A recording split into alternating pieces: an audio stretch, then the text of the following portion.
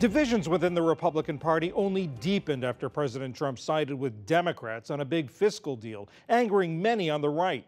One of those critics was Representative Mark Meadows of North Carolina, the chairman of the conservative House Freedom Caucus. He was one of 90 House Republicans to vote against raising the debt ceiling, funding the government, and passing Hurricane Harvey aid.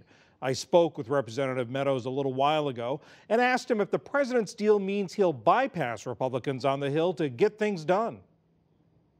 Well, I think that any time that you draw that conclusion, you're extrapolating out perhaps a scenario that is not justified in this particular case. But the president is going to make a deal, and he's going to make a deal with anybody who can actually put legislation on his desk. The Republicans have not been exactly stellar in that particular category. And so for us, I don't see it as a trend as much as it is a necessary evil on this particular time.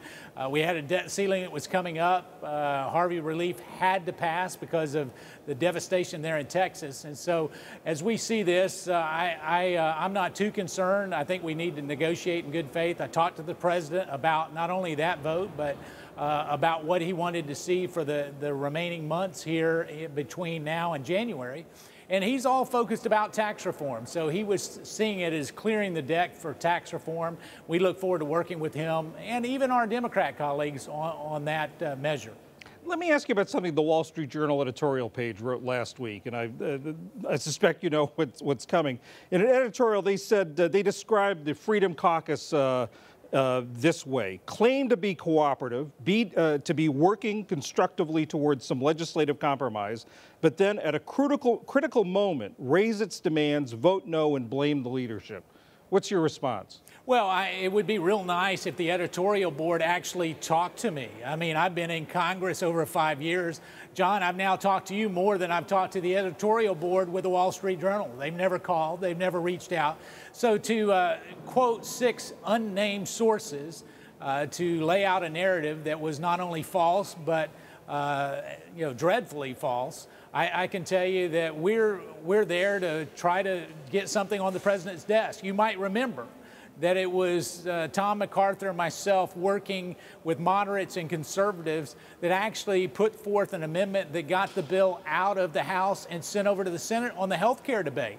And so I don't know that, well, I can just tell you the Wall Street Journal editorial board took great liberties without even giving us a call.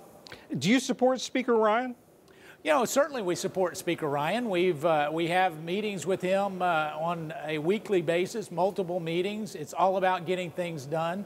You know, this is not a question about leadership. It's the lack of results. You know, one of my favorite quotes is no matter how beautiful the strategy, you must occasionally look at the results. And I would say that when I was back home in North Carolina during the month of August, there weren't a whole lot of results that we were getting applauded for. In fact, quite the opposite. So it's time that we get some things done, put it on the president's desk, and be serious about this administration's agenda. Let's talk about results then. You talked about taxes, that's what the president's focused on between now and January. Right. From your point of view, from the Freedom Caucus point of view, what is going to define victory on the tax legislation? Well, on the tax legislation, we need to make sure that on the personal income side of things, the hardworking American taxpayers, your viewers, that they actually get more of their money in their pocket and they get to keep more of it. And then so really being very aggressive and making sure that those rates are lower. Additionally, it's all about making sure that we're competitive, and the president talks about a growth agenda. So it's making sure that our companies and our multinationals can compete globally, but also making sure that what we do is make sure that our tax rate is competitive with the rest of the world. And so it's being very aggressive. We support, or I've supported, a 15 to 16% corporate rate. It doesn't appear we're going to be that low, but at the same time, we need to be aggressive and make sure that we put Americans back to work. The president's also asked Congress to do something about the Dreamers, to protect these young people who were brought into the country illegally when they were children.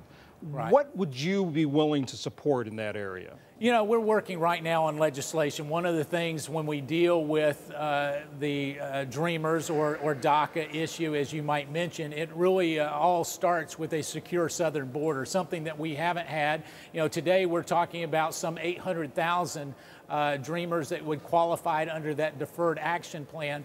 But if we don't secure our southern border, I mean, how many are we talking about? You know, 1 million, 2 million, 5 million, what's the number? And so if we're going to address it, we need to address it comprehensively. I spoke to the president yesterday on this very subject.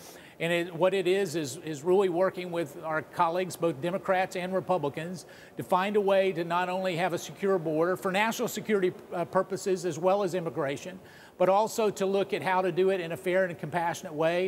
You know, I've challenged my staff as recent as this morning for us to look at it and see how we can work together. So I think that you'll see legislation coming out, you know, in the coming months, obviously well ahead of the 6-month deadline that was put forth in his executive order. Does that necessarily mean a wall when you say border security? You know, it could define a wall. I think for a lot of the Trump voters, it does mean a wall. But really, it's more about a secure southern border. How do we regulate and monitor who's coming to our country and who's not? You know, I get to talk to some of my colleagues who are in some of the border states. They have some great ideas, and some of their ideas do not include a wall. So it's all about making sure that we can do what's best for the national security of the American people, and hopefully we can get there and be prudent but yet prompt about getting that done.